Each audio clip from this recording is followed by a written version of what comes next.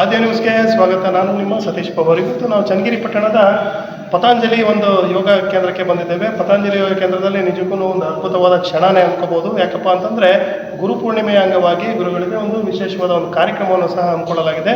ನಿಜಕ್ಕೂ ಒಂದು ಗುರುಪೂರ್ಣಿಮೆಯ ಬಗ್ಗೆ ನಮ್ಮ ಹೊದಿಗೆರೆಯ ಹಾಗೆಯೇ ಮತ್ತು ವೀರಶೈವ ಪುರೋಹಿತ ಒಂದು ಸಂಘದ ಅಧ್ಯಕ್ಷರಾದಂತಹ ಬುದ್ಧಿಸ್ವಾಮಿ ಹಿರೇಮಠರವರು, ಹಾಗೆಯೇ ವಸಂತ ಗುರೂಜಿಯವರು, ಹಾಗೆಯೇ ಈಶ್ವರ ನಾಯ್ಕರವರು, ಸುಜಾತಮ್ಮನವರು ಗುರುಪೂರ್ಣಿಮೆಯ ಕುರಿತಂತೆ ಸಾಕಷ್ಟು ವಿಷಯಗಳನ್ನು ತಮ್ಮಲ್ಲಿ ಹಂಚಿಕೊಂಡಿದ್ದಾರೆ. ಹಾಗೆಯೇ ನಾವು ಯಾವ ರೀತಿ ಗುರುಗಳ ಜೊತೆ ಇರಬೇಕು, ಹಾಗೆಯೇ ಗುರುಗಳ ಮಾತೃ ಹೃದಯ ಯಾವ ರೀತಿ ಇರ್ತದೆ ಅನ್ನೋದನ್ನ ಎಲ್ಲದನ್ನು ವಿವರವಾಗಿ ಹೇಳಿದ್ದಾರೆ. ನಿಜಕ್ಕೂ ಒಂದು ಅದ್ಭುತವಾದ ಈ ಕಾರ್ಯಕ್ರಮದ ಎಲ್ಲ ಒಂದು ವಿಷಯಗಳನ್ನು ಸಹ ನಿಮ್ಮ ಆದ್ಯ ನ್ಯೂಸ್ನಲ್ಲಿ ಇವತ್ತು ಪ್ರಕಟ ಮಾಡ್ತಾ ಇದ್ದೇವೆ.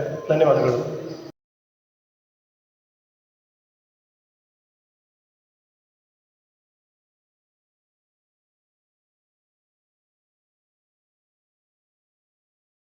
ಪಂಚ ಒಂದು ಶಿಷ್ಯರಿಗೆ ಬೋಧನೆ ಮಾಡಿರ್ತಕ್ಕಂಥದ್ದು ಅಂತ ಹೇಳ್ತಾರೆ.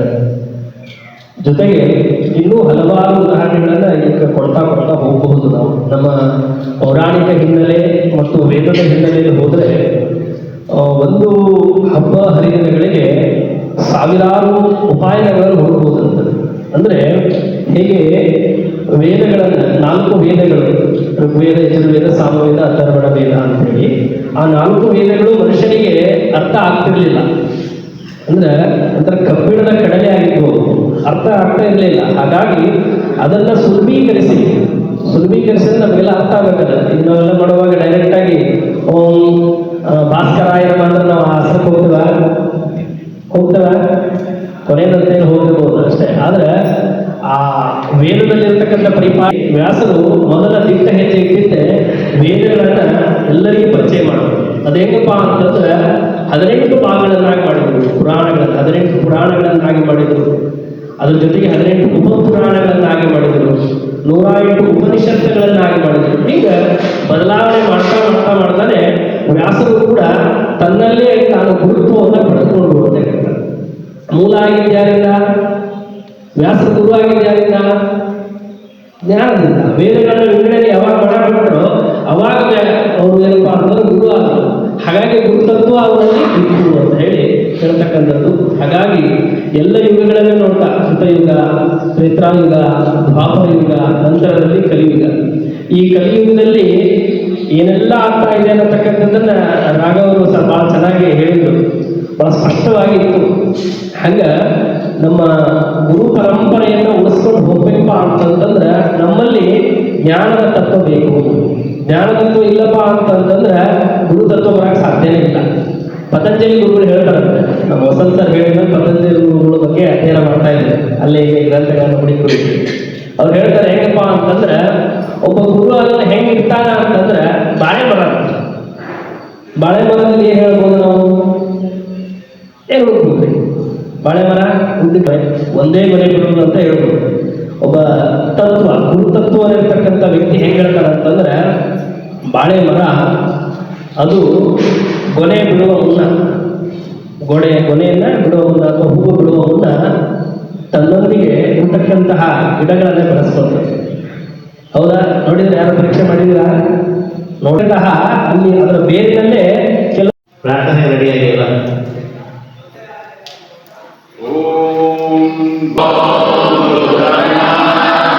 ವಿಷ್ಣು ದೇವೋ ಮಹೇಶ್ವರ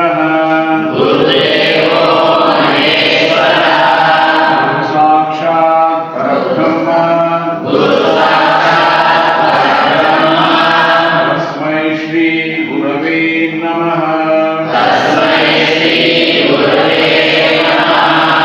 ಅಖಂಡಮಂಡಲಾಕಾರಂ ವ್ಯಾಪ್ತಯೇನ ಚರಾಚರಂ ತತ್ಪದಂ ದರ್ಶಿತಂ ಯೇನ ತಸ್ಮೈ ಶ್ರೀ ಗುರವೇ ನಮಃ.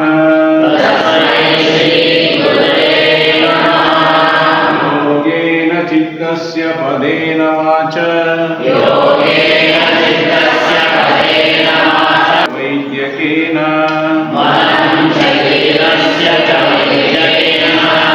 ಯೋಪಾಕರೋತ್ತಂ ಪ್ರವರಂ ಮುನೀ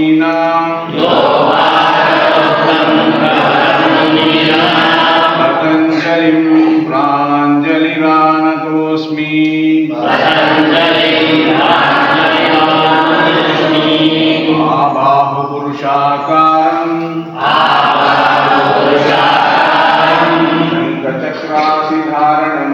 शङ्खचक्रासिधारणम् सहस्रशीर्षं देवम्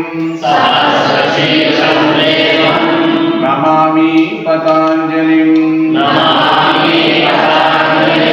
ಭಾರತದ ಸನಾತನ ಸಂಸ್ಕೃತಿಯಲ್ಲಿ ಮಹಾಭಾರತ ಅಂತಕ್ಕಂಥ ಒಂದು ಗ್ರಂಥವನ್ನು ರಚಿಸಿ ಜೊತೆಗೆ ವೇದಗಳನ್ನು ವಿಂಗಡಣೆ ಮಾಡಿರ್ತಕ್ಕಂಥ ವ್ಯಾಸರಾಯರು ಹುಟ್ಟಿದ್ದು ಈ ಆಷಾಢ ಮಾಸದ ಹುಣ್ಣಿಮೆಯ ದಿನ.